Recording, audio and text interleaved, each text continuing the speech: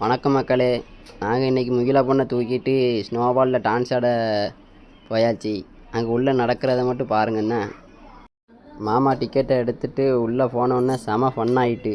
அந்த வீடியோவை பாருங்கள் ஃபுல்லாக.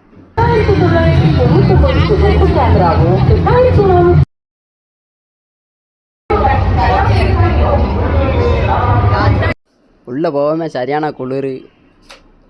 அதோட பாருங்கள், முகிலா பொண்ணை சிரிச்சிட்டே போகிறான்.